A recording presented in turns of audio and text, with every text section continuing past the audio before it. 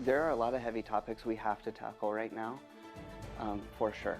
But we don't have to do that all the time. And social media is not always the place to talk about those heavy topics.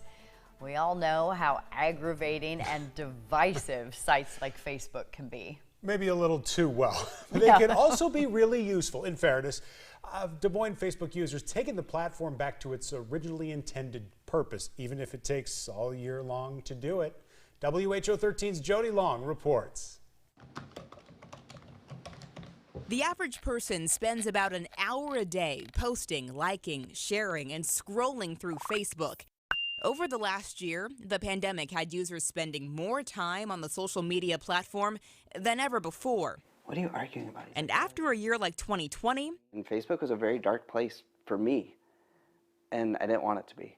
Rob Randazzo found himself like so many others, digitally drained. When you got on Facebook, there wasn't anything I felt like I wanted to read. It was very polarized. I don't know if what I'm reading is real, is it not real? People are angry, people are upset. So to de-escalate his comment section, Rob is giving his Facebook page a facelift. He's made an intentional post every day this year. We're getting into the 300s on what day it is. The posts aren't meant to be controversial. I ask people what foods they have snuck into a movie theater. But rather conversational and civil. That one's wild. I had no idea people are bringing full meals. One girl brought soup. That still blows my mind.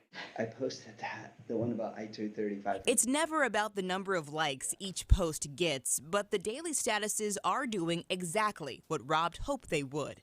It's been fun to see my dad's cousin from Chicago engaging from a friend from high school who I haven't talked to. I have not seen him since graduation day, but those two then engaging in a conversation. And not a conversation of disagreement or of hate, but of enjoying each other's conversation together. That's what we need more of, to engage in gentle ways.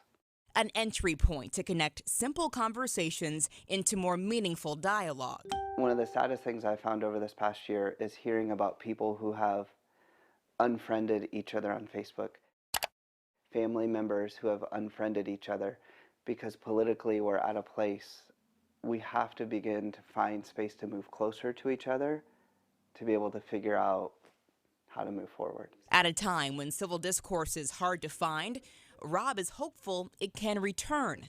We've been able to have some great conversations that have moved off of Facebook onto the phone, in person, where it's okay if we disagree.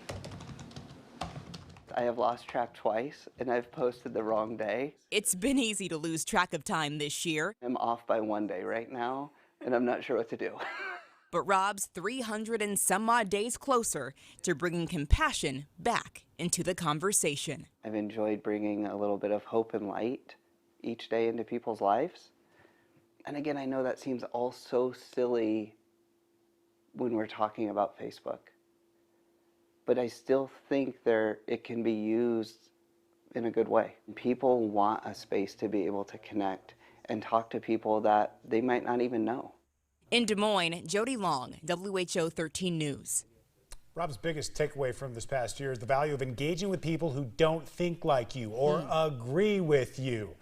He says you'll always come away with a different perspective.